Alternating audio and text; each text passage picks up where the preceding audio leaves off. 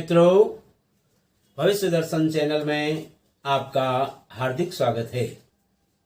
भविष्य दर्शन चैनल आपके लिए लेकर आ रहा है विभिन्न लग्नों में उत्पन्न जातकों की विशेषताएं तथा भावेशों की शुभाशुभता। प्रिय मित्रों, ग्रह तो शुभ, पापी या क्रूर होते ही हैं, परंतु भाव भी शुभ या अशुभ होते हैं। फलित के संबंध में शुभ भाव का स्वामी शुभ तथा अशुभ भाव का स्वामी अशुभ होता है। ऐसे अशुभ भावेश की स्थिति व दृष्टि दोनों ही अशुभ होती हैं। यह तथ्य महत्वपूर्ण है कि भाव में स्थित ग्रह की अपेक्षा भावेश अधिक महत्वपूर्ण होता है, क्योंकि भावेश तो मकान मालिक है, जबकि उस भाव में स्थित ग्रह किराएदार।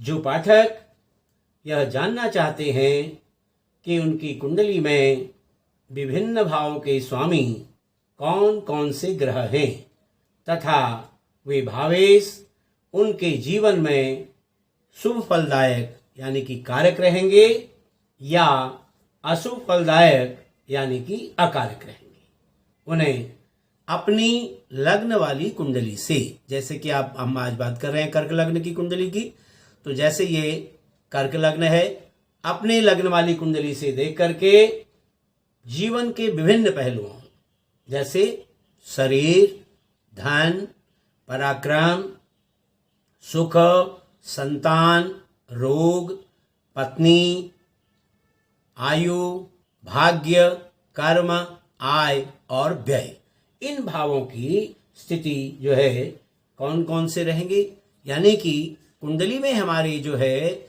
इन भावों के स्वामी अर्थात भावेश कौन से हैं, वो हमारे लिए अकारक हैं या कारक हैं, इसकी जानकारी जो है हमें हो जाएगी। तो भावेशों की जो है शुभाशुभता के बारे में आपको बताता हूं कि जो लग्न का जो भाव है हमारा, ये सबसे उत्कृष्ट भाव कहलाता है। त्रिकोण यानी कि ये पंचम और नवम, ये दोनों भाव जो है हमारे उत्तम भाव कहलाते हैं। यहां अति उत्तम है, ये है हमारा उत्कृष्ट, पंचम और नवम हो गया हमारा अति उत्तम। केंद्र का जो है हमारा चतुर्थ, सप्तम और दसम, ये उत्तम भाव कहलाते हैं। द्वितीय भाव हमारा तटस्थ कहलाता है, जबकि तीसरा भाव और 11वां भाव ये हमारा मध्यम भाव कहलाता है।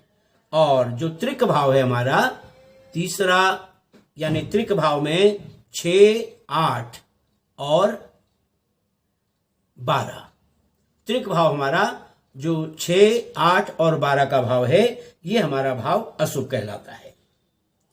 दूसरी बात और आपको बताता हूं, लग्नेश जो होता है वो हमेशा शुभ होता है। जैसे यहां कर्क लग्न है, कर्क लग्न का स्वामी है चंद्रमा, तो इस कुंडली में चंद्रमा जो है हमेशा शुभ रहेगा।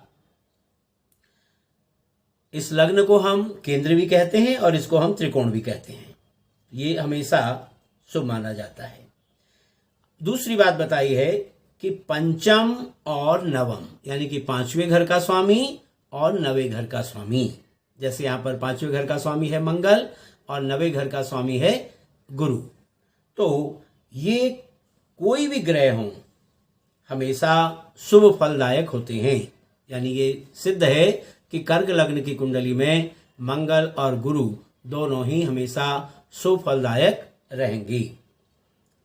अब तीसरी बात है कि केंद्र में ये नियम है, यानी कि चौथे, 7वें और 10वें घर में यदि केंद्र के स्वामी यदि शुभ ग्रह होंगे तो वो शुभ फल नहीं देते हैं, यानी कि शुभ फलों में जो है उनमें न्यूनता आ जाती है।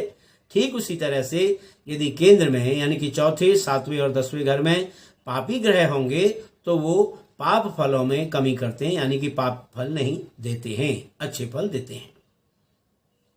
ये सामान्य सा नियम है। अब हम यहाँ पर बात करते हैं, ये जो आज हमने प्रकरण लिया है, इस प्रकरण में सूर्य और चंद्रमा की बात करते हैं। सूर्य और चंद्रमा जो है वो हमेशा एक एक घरों के स्वामी हैं, इसलिए एक एक भाविस कहलाते हैं। मंगल 2 घरों का स्वामी है, जैसे यहां पर देख रहे हैं मंगल पंचमेश भी है और दशमेश भी है। ठीक उसी तरह से बुध जो है वो तृतीयेश भी है और द्वादशेश भी है। और गुरु जो है आपका यहाँ पर षष्ठेश भी है और नवमेश भी है। शुक्र जो है आपका चतुर्थेश भी है और एकादशेश भी है। शनि आपका सप्तमेश भी है और अष्टमेश भी है। तो इस तरह से जो 5 अन्य ग्रह हैं वो 2-2 घरों के स्वामी हैं। तो प्रस्तुत आज का जो हमारा ये प्रकरण है, इस प्रत्येक लग्न की कुंडली में विभिन्न भावों की जो स्थितियां आपको बताएं, उनकी राशियां, उनके भावेशों की शुभाशुभता तथा कारकत्व अकारकत्व, ये हम बता रहे हैं। साथ ही प्रत्येक लग्न में जो उत्पन्न जातक है, उन जातकों की जो सामान्य विशेषताएं वो भी बताई जा रही हैं। आज इसी संदर्भ में हम बात करते हैं कर्क लग्न की जातकों की विशेषताएं और भावेशों की शुभता। तो कर्क लग्न के जो जातक हैं वो स्वभाव से आपको बताया बहुत ही स्वभाव से मृदु होते हैं, बड़े कोमल होते हैं कर्क लग्न वाले, क्योंकि कर्क लग्न का स्वामी है चंद्रमा। तो लेकिन इनका जो कद है वो छोटा रहता है, शरीर बड़ा स्थूल होता है। चंद्रमा की कलाओं की भांति इन जातकों का जीवन भी परिवर्तनों से युक्त होता है। ये कभी साहसी होते हैं तो कभी डरपोक। दूसरी बात क्या है इनके साथ, जल तत्व प्रधान राशि होने के कारण जो ये कर्क राशि है, ये कर्क राशि जो है जल तत्व प्रधान है। तो इस कारण से इन जातकों का शीत का प्रभाव इन जातकों के ऊपर शीघ्र होता है। इनके फेफड़े कमजोर होते हैं। ये मादक पदार्थों के शौकीन होते हैं। इनकी स्मरण शक्ति जो होती है बड़ी तीव्र होती है। इनकी कल्पना शक्ति भी उत्तम होती है, परंतु इन्हें शीघ्र आवेश आता है और आवेश में करणीय अकरणीय कार्य का ध्यान इन्हें नहीं रहता। धन संचय में भी इनकी रुचि रहती है और धन संचय के लिए ये सदैव प्रयत्नशील भी रहते हैं। ये धन व सम्मान अर्जित करते हैं। इन्हें पैतृक संपत्ति का लाभ भी मिलता है। ऐसे जातक भावुक होते हैं। ये जातक जीवन में लगातार आगे बढ़ते रहने की तीव्र इच्छा रखते हैं, परंतु अथक परिश्रम के उपरांत भी मनचाही उपलब्धि न मिलने से या उसमें विलंब होने से इन्हें कुछ दिक्कतें आती हैं। इसके फलस्वरूप ये हीन भावना के शिकार हो जाते हैं। इन जातकों को संगीत तथा सजावट में रुचि होती है। ऐसे जातक न्यायप्रिय, ईमानदार तथा तटस्थ होते हैं। किसी के साथ पक्षपात नहीं करते। इनका दाम्पत्य जीवन अधिक सुखी नहीं होता। चर लग्न होने के कारण ऐसे जातक को भ्रमण व देशाटन का अधिक शौक होता है। कर्क लग्न के जातकों को घबराहट, अपच, हिस्टीरिया या पागलपन की बीमारियां होने की संभावना रहती है। चंद्रमा के कारण ही ये सब कठिनाइयां इनके जीवन में आती रहती हैं। रासायनिक पदार्थों, रत्नों व औषधियों का व्यवसाय इन जातकों के लिए लाभदायक है। ये शासक या न्यायाधीश भी बन सकते हैं। अब जैसा कि आपने देखा, ये कर्क लग्न है। कर्क लग्न का स्वामी है चंद्रमा। तो लग्नेश या प्रथमेश का जो भावेश हुआ वो चंद्रमा हो गया।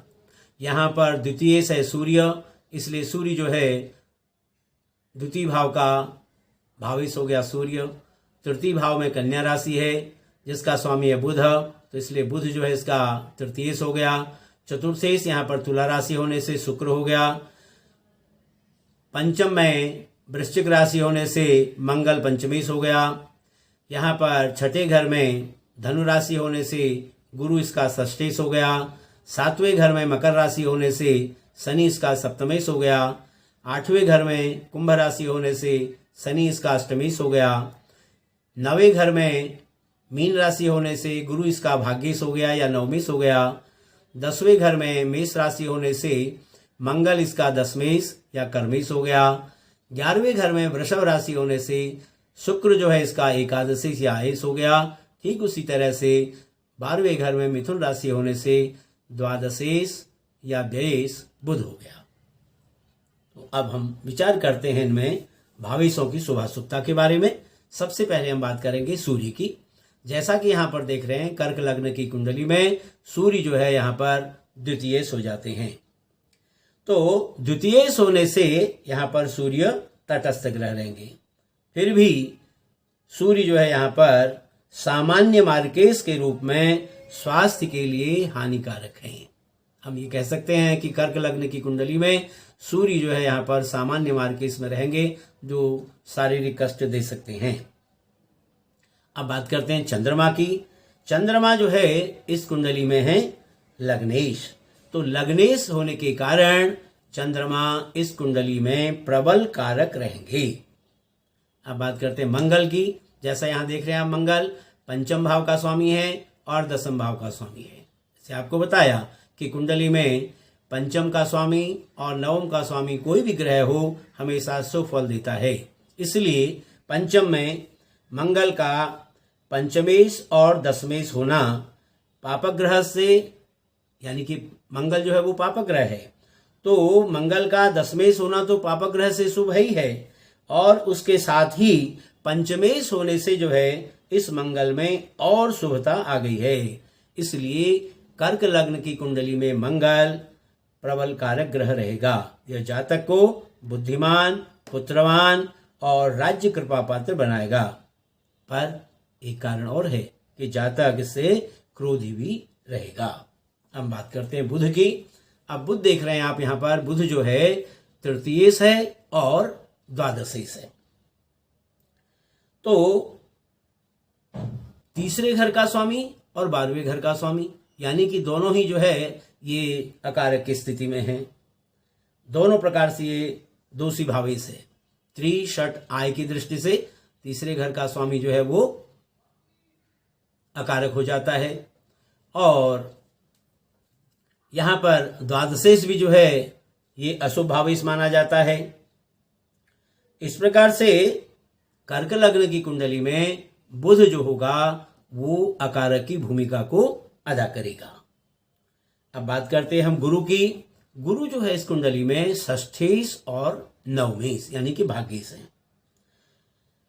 षष्ठेश होने से दोष जो गुरु को लगेगा, षष्ठेश में से तो गुरु को दोष लगता ही है त्रिषट आय की दृष्टि से, लेकिन नवमेश होने से वो षष्ठेश वाला जो दोष है वो न्यून हो जाएगा।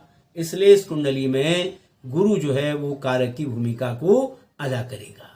गुरु की कर्क लग्न की कुंडली आने पर, कर्क लग्न की कुंडली में गुरु की दशा अंतरदशा आने पर यह भाग्य को उन्नत बनाएगा।